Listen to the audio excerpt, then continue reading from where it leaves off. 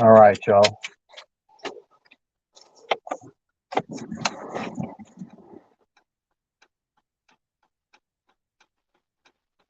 It's good.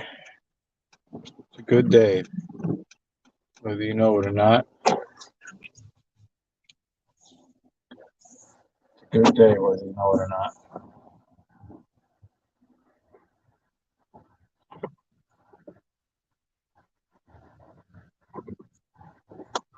And sometimes we learn shit about life, and while we know it, it hits a little different when it hits a little different when you see practical application of the things, these concepts that make so much sense. You know, I've been helping out a friend with a problem, and I recognize that I think that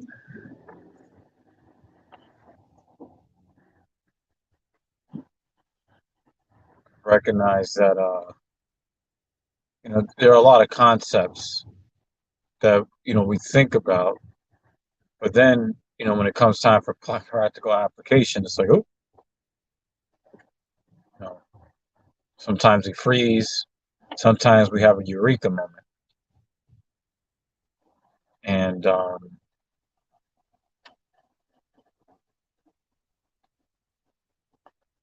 in helping my friend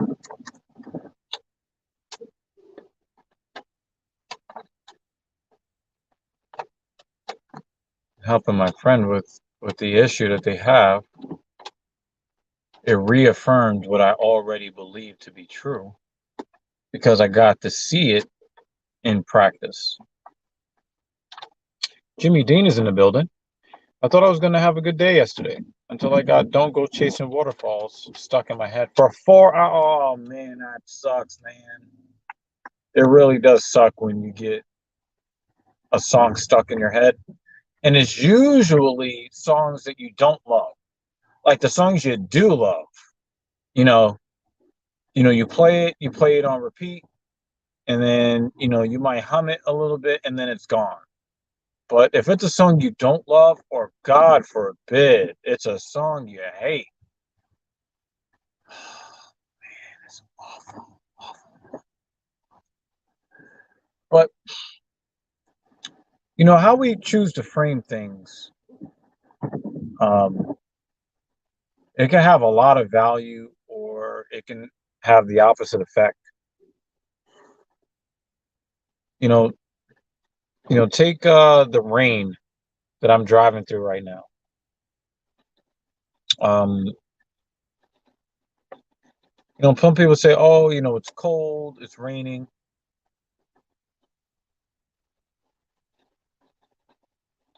And it's not, chemically, it's not the best for your mood. I mean, no doubt.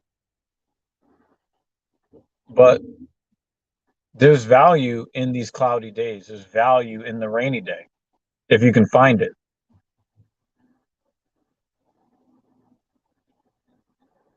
You know, I I, I found some value.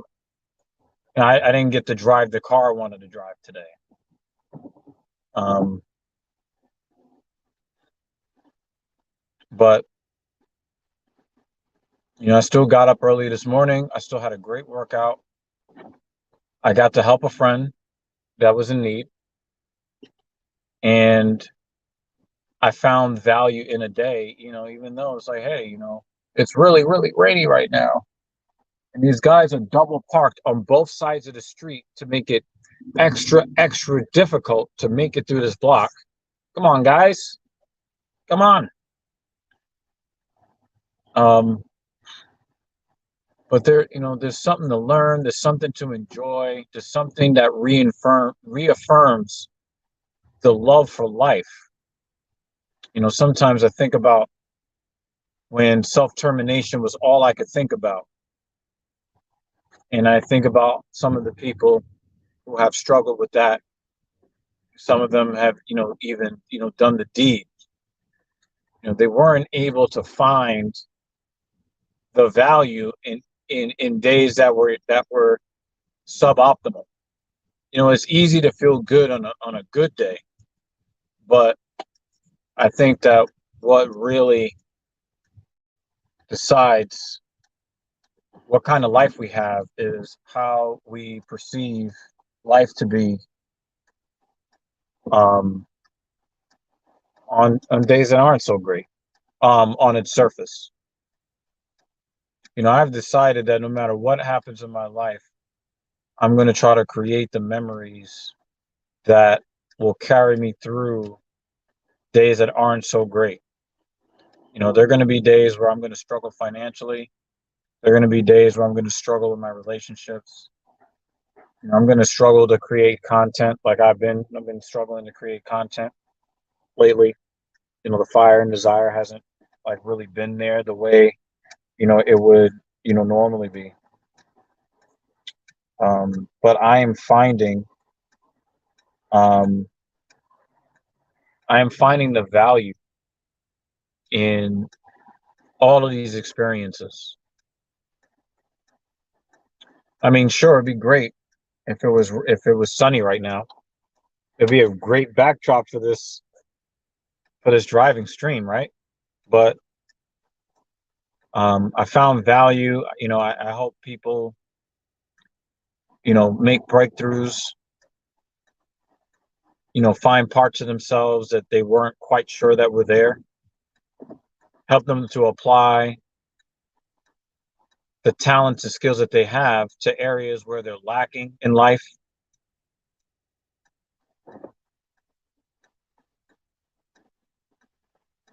There's a lot of value to even this rainy day. And, I explained to my friend that there are going to be tough times in life, but you have to also understand too that today is the youngest you'll ever be for the rest of your life. Today. Jimmy Dean makes a good point. Cloudy days provide even lighting. Oop, pressed the gas a little too hard. This is not the Z4. I need to be chill in this car.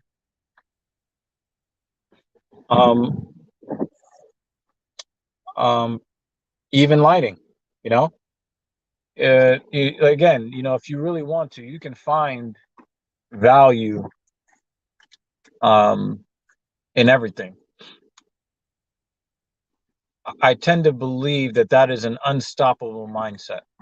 I find it very difficult for anybody in any situation that has that mindset where they fall and can't get up.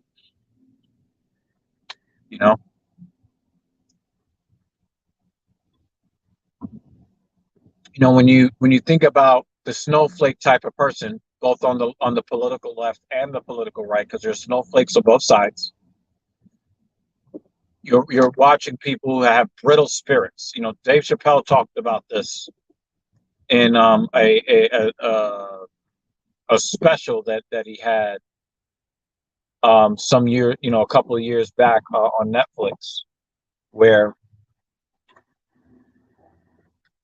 he talked about classes of people that have a brittle spirit. They want to be the top, they want to be the highest paid, but when shit hits the fan, um, they can't deal. They have people who um, they have people who they want to be CEOs of companies, but then if somebody looks at them and they call them by the pronoun that corresponds with what they look like, all of a sudden the whole world falls down. These are people that can't find the value in life's experiences. They need everything. They need it to be a sunny day every day, right? And one of the things that you can really you can have a really profound effect on the entire course of your life if you can understand that not only are there going to be rainy days, but the rainy days are necessary. Rainy days are necessary.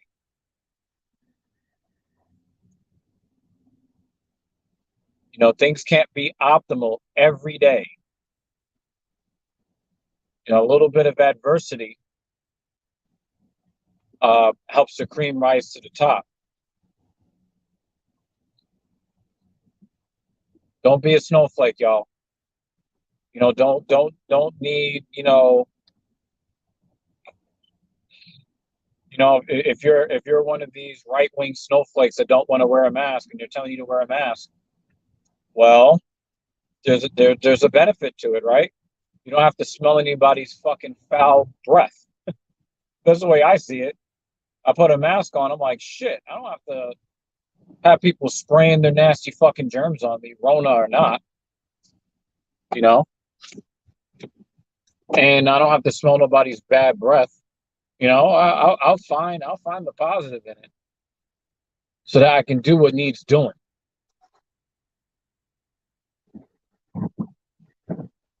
There's value in that. And there are times where I lose sight of that. And then I get an opportunity to reaffirm that. And I guess the best possible situation for that is looking at somebody else's difficulty and learning from that. That is the best way to approach that, to learn hard life lessons by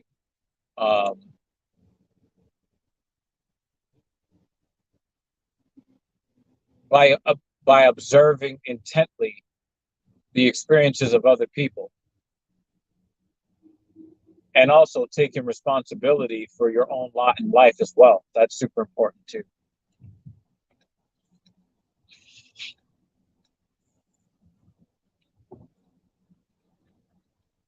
Another piece of inspiration that I thought about today that I think that you guys might derive some sort of value from. I had a run-in with one of the trainers today where I've never seen him before, but he looked like an older gentleman.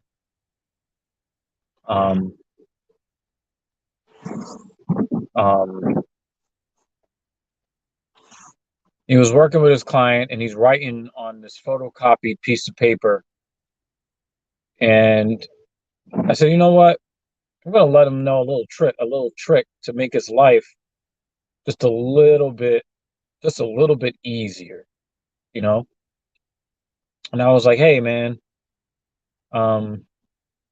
you can scan your trainer notes into an app, and then you can have digital copies. You can send them to your client. And before I can even get the full sentence out, he was cutting me off. No, I'm good. No, I'm good. No, I'm good. And my client looked at me like, what's his problem, right? And I explained to the client that there are habits that people have. When you look at any successful person, they have habits and they live their lives by a code, by a principle. And when they're successful because they are consistent in following a code. Okay? They're always following a code. They follow their code, and they take lessons that they learn and they apply them broadly. So if they're super successful in something, they're going to try to find success in other areas using the same formula or a similar formula. And I said, this guy, I've never seen him before. I've never seen this woman before, right? I can already tell a lot about him by his code. And here's a middle-aged man with no fire in his eyes, And when somebody gives them a hint of a tip of any kind, he's automatically shutting it down. Do you guys think that I was surprised? Do you guys think I was surprised when I saw him giving instructions to his clients to do movements that for years the fitness community has known you don't have your clients do this anymore? These are old things. Like an example, you make people do crunches by, grabbing the back of their head and then yanking their neck forward, right? He didn't correct anything she did. He just gave her a bunch of weird movements to do, was not paying attention to her movement patterns, didn't give her any corrections, and she moved terribly. But the thing is, I wasn't surprised by that he was doing 35-year-old exercises that 15 years ago the industry has moved on from because they're not effective and can possibly cause harm to the client. But I wasn't offended by what I saw. I wasn't surprised because he was living by his code. I'm going to do things the way that I've always done them. And it doesn't matter if this way is effective or not. I'm just going to keep doing it because this is the way I've always done it. And I'm not open to hearing anything new. I'm not, trying to get better. This is who I am, and you're going to take me as I am. But the thing is, if you have some charisma, you're going to attract people, but you're not going to be able to keep them. You're not going to be able to keep people around if your code is, this is what I am, and take it or leave it. Well, the thing is, over time, because there's no depth to you, people are going to take it for a little while and then leave it. I have clients that have come back to me after years of not training with me. I have clients that stay with me for multiple years because there's a code that I live by. That code makes it where I'm able to stay in my romantic relations for a long time. My second lady, we've been together about 9.5 years. My first lady, our 16th anniversary is coming up on the 1st of next month. I've never been in a car accident, and I've never gotten a client injured. Now, all of those things look unrelated, but I promise you, it's by design. It is not a coincidence because I live by a code. And that code has helped me be successful. That code helped me be able to stay alive when my life was constantly in danger. I'm very considerate of other people.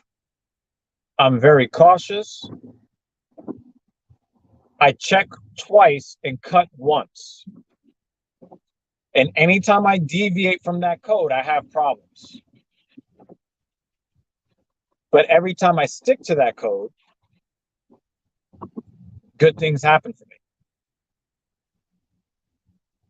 Me being able to drive expensive vehicles in New York City and do so with very little stress compared to other drivers on the road. That's not a coincidence. It's because I live by a code. I have a rhyme and a reason for what I do. And I'm consistent in application of my principles. And I think that you guys can get some value from that. I think that if you are constantly evaluating and reevaluating the code you live by, the principles that you employ on a day-to-day basis, sometimes you might find that you just kind of live by the seat of your pants. You don't have a rhyme or a reason. If you find one, you'll find stability. And I think that has given me a lot of value in my life. I'm going to go home and record a video on this rainy day. Hopefully, my channel manager will do the light editing necessary and get it up for you guys on the Talking Shit podcast. So that's what I'm looking to do today. We're going to talk about the red pill. Yes, we are. Until then, we'll catch you in the next one.